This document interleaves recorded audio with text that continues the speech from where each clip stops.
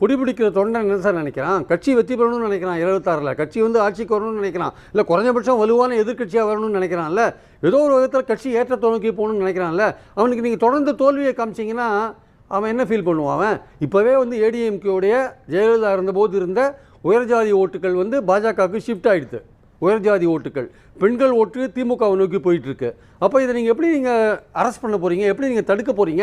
எப்படி வளர்ச்சியை கொண்டு வர போறீங்க? திரு எடப்பாடி பழனிசாமிக்கும் தெரியும்ல, ஆனாலும் ஏன் அந்த ஒருங்கிணைப்பை அவர் தவிர்க்கிறார்? அவருடைய பதவி போயிடுமோன்னு பயப்படுறாரு. வேற என்ன? அவருக்கு பொதுச் செயலாளர் பதவியில் அவருடைய பதவி அவர் மட்டும் இல்லை சார், அவருடைய பதவி போயிடுன்னு அவர் மட்டும் பயப்படலை. அவருக்கு கீழே இருக்கிற மாவட்ட செயலாளர், ஒன்றிய செயலாளர், நகர செயலாளர், பேரூர் செயலாளர், அந்த செட்டு அப்படியே அந்த பதவியில் இருக்கிற எல்லாருமே என்ன நினைக்கிறாங்க, இந்த ஓபிஎஸ்ஓ இல்லை சசிகலாவோ இவங்க ஆட்கள் உள்ளே வந்தாங்கன்னா நம்ம பதவிக்கு வெயிட்டு வந்துடும். நம்ம 5-6 வருஷமாக இதே நம்ம ஆட்ட முடியாத அசைக்க முடியாத நம்ம அதிலே உட்காந்துருக்கோம். நம்ம இன்னொரு குரூப் உள்ளே வந்து சேர்ந்ததுன்னா நம்ம பதவிக்கு எதாவது பிரச்சனை